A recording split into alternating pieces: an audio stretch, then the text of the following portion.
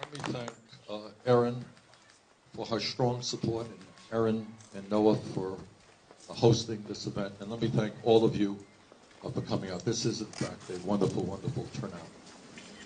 I think Erin put her finger on perhaps the most important issue facing our country at a time when we are facing a series of enormous crises. But the one unifying factor, and that's Erin's point, unless we have a government that represents all of us, unless we have a nation in which one vote, one person is the rule for our democracy, we are not going to be able to address the other enormous issues facing this country. So the bad news is, as all of you know, is that 5 or so years ago, in a disastrous ruling, the United States Supreme Court, by a 5-4 vote, in the Citizens United case, basically said to the wealthiest people in this country who already own most of the economy, they said, guys, you can now purchase the United States government. And that is exactly what they are doing. As Erin just indicated, you got a few hundred families who have made more than half of the donations that have come into the political process so far in this campaign. That is not what democracy is supposed to be about. So here's a promise that I make to you, is that any nominee of mine to the United States Supreme Court will be loud and clear before he or she gets that nomination in saying that they will vote to overturn Citizens United. But to be honest with you, I don't know if everybody here agrees with me or not. Not only do we have to overturn Citizens United, if we want the kind of vibrant democracy that I believe in, we need to move toward public funding of elections.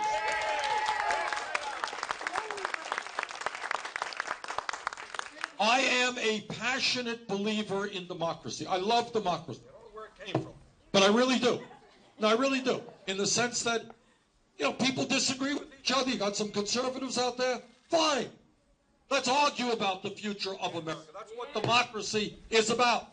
But I will be damned if a handful of billionaires, whether it's your own Sheldon Adelson, whether it is the Koch brothers, whether other few billionaires are going to have their own caucuses and are going to invite their candidates to tell the billionaires what they're going to do for them. That's not democracy. Brothers and sisters, that is oligarchy, not democracy. And we will not accept oligarchy in the United States of America.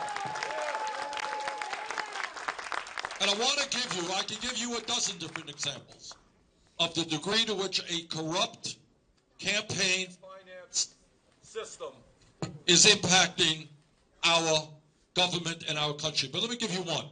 Everybody here is aware that the scientific community is virtually unanimous in telling us that climate change is real, it is caused by human activity, and it is already causing devastating problems.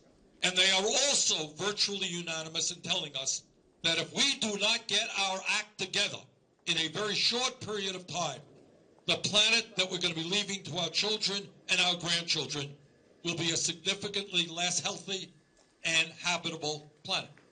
Now, how does it happen that we have a major political party called the Republican Party, where virtually all of their candidates refuses to acknowledge the reality of climate change, let alone come up with ideas as to how we transform our energy system? And if the answer is that they're just dummies and they don't know about this stuff, that's not the right answer. The answer gets exactly back to campaign finance. And that is that when a Republican candidate stands up and says that climate change is real, that we need to transform our energy system, on that day, the Koch brothers and the fossil fuel industry will stop funding that candidate. That's right. The oil companies, the coal companies. That is what a corrupt campaign finance system is about. That's why we have to overturn Citizens United, and in my view, move to public funding of elections. But let me give you some good news in the midst of a lot of bad news with regard to a corrupt campaign finance system. And that is, when we began this campaign, that was 8 months ago, we were told by all of the experts and all of the pundits out there that, hey, Bernie, if you want to run a serious national campaign, you're going to have to raise tens and tens and tens of millions of dollars. And the only way you can do that is to have a super PAC. The only way you can do that is go to millionaires' homes and sit down and walk away with $5–10 million from some of the wealthiest people in this country. Well, I don't represent the interests of the billionaire class or corporate America. We chose not to go that route. So we are the only campaign on the Democratic side not to have a super PAC. But what did we do? Well, we knew we needed money. We went out to the working families and the middle class of this country aggressively through social media. And what happened has blown my mind. I would not have in a million years predicted what in fact has happened. And what happened over an 8-month period is that as of today, we have received 2.3 million individual contributions from almost 1 million people.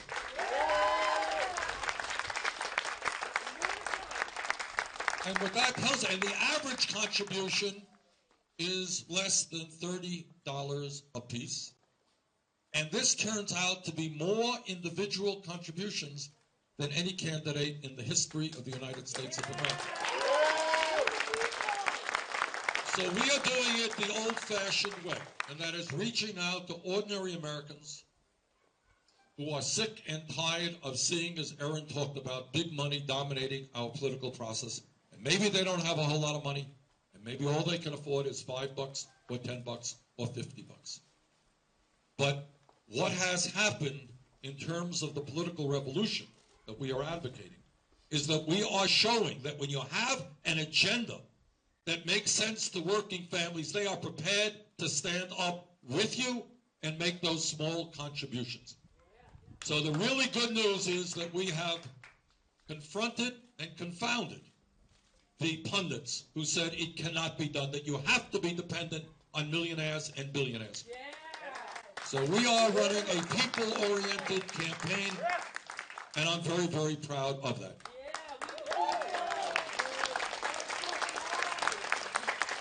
And what I have said over and over again is that, yes, the other side has more money than we have, that's true. And they have establishment support, that's true.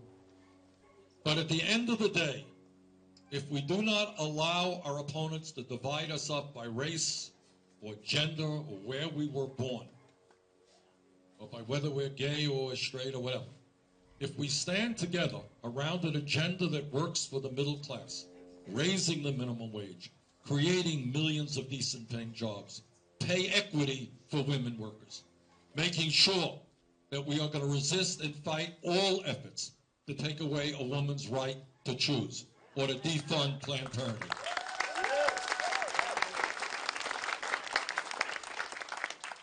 Making sure that we're going to have trade policies that work for the workers in this country. Making sure that we're going to deal with climate change. Making sure that every young person in this country is going to have the right to get a higher education regardless of their income, because we're going to make public colleges and universities tuition free.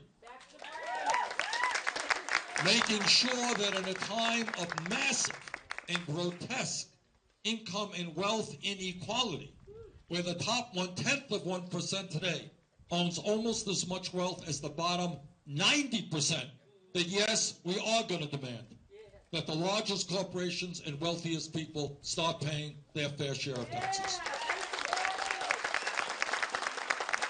So I just want to thank, again, Erin and Noah for hosting this event.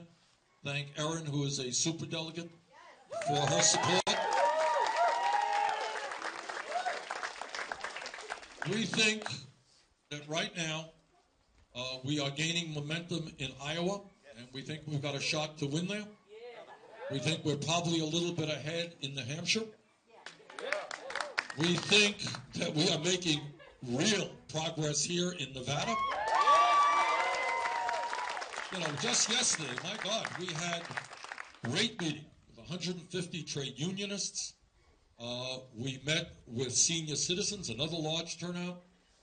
We met in the evening with people who were into agriculture, and we had more than 2,000 people out at a rally in Reno.